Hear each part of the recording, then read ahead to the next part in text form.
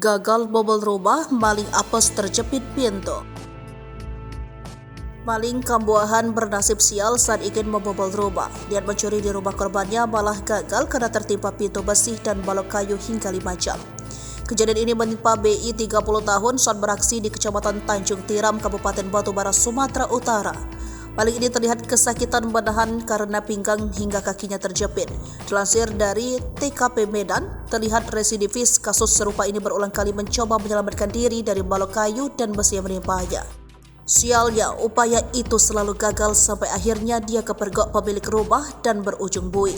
Kapolsek Labuhan Ruku AKP Ferry Kusnadi menceritakan peristiwa ini terjadi pada Kamis 8 Maret kemarin sekitar pukul 2 waktu Indonesia bagian Barat.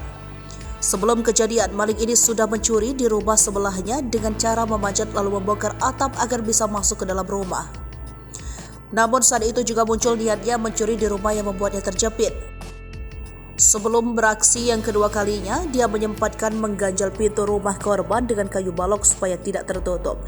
Lalu pergi sebentar membawa barang curian dari dalam rumah sebelah.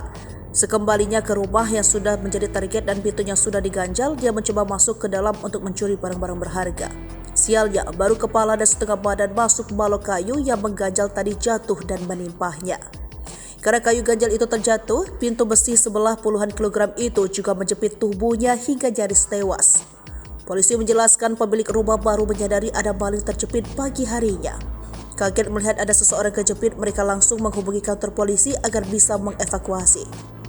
Setelah berhasil dievakuasi, maling kampung ini dibawa ke rumah sakit lalu dijebloskan ke penjara.